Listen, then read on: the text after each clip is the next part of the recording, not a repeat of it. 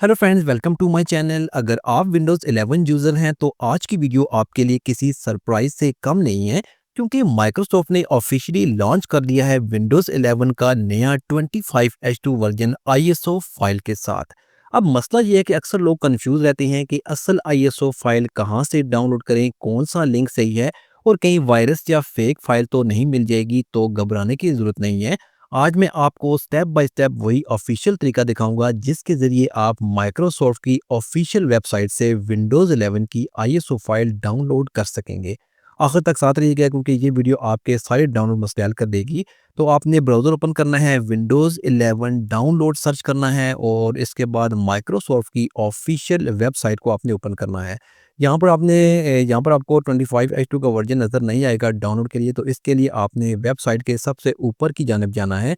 तो यहाँ पर आपने विंडो इनसाइडर प्रीव्यू पर क्लिक करना है और विंडोज़ 10 11 इनसाइडर प्रीव्यू बटन पर आप जब क्लिक करेंगे तो नया पेज ओपन होगा। लेकिन यहाँ पर ये कह रहा है कि आपने अपना माइक्रोसॉफ्ट अकाउंट साइन इन करना है। तो यहाँ पर साइन बटन पर क्लिक करें और आपके पास जो भी माइक्रोसॉफ्ट अकाउंट है जो यूज़ करते हैं, अब वो आपने यहाँ पर साइन इन कर लेना है। जैसे कि मैं अपना माइक्रोसॉफ्ट अकाउंट साइन इन कर लेता हूँ। माइक्रोसॉफ्ट अकाउंट साइन इन करने के बाद आपके सामने एक इसके बाद नया पेज ओपन होगा। तो यहाँ पर ये डाउनलोड पेज है, तो आपने स्क्रॉल डाउन करना है।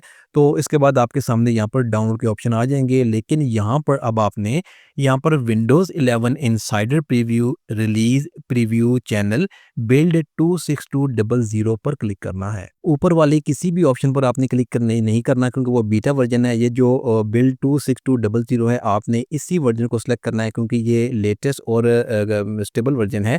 कंफर्म करेंगे, इसके बाद आपने यहाँ से लैंग्वेज चूज़ करनी है। लैंग्वेज चूज़ करके आपने दोबारा से कंफर्म करना है और इसके बाद यहाँ पर आपके सामने 64 बिट डाउनलोड का बटन आ जाएगा। आपने इस बटन पर क्लिक करके 25H2 आईएसओ फाइल को डाउनलोड कर लेना है। यहाँ पर देख सकते हैं इस फाइल का साइज़ काफ़ी बड़ा है। इससे जो पिछला वर्जन था वो 5 जीबी तक था, लेकिन इसका साइज़ जो है वो 7 जीबी तक है।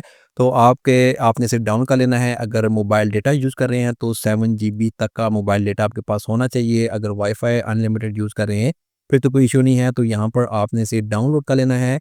25 से 30 मिनट लग सकते हैं, डिपेंड करता है कि आपके पास इंटरनेट की स्पीड कितनी है। तो आपने इस तरह से 25H2 आईएसओ फाइल को डाउनलोड कर लेना है।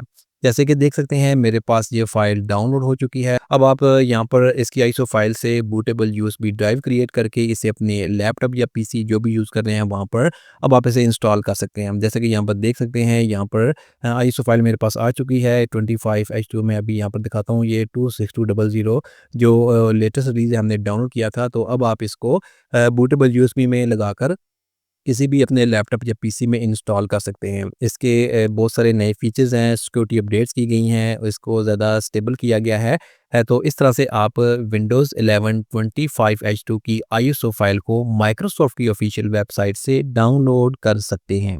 Thanks for watching this video.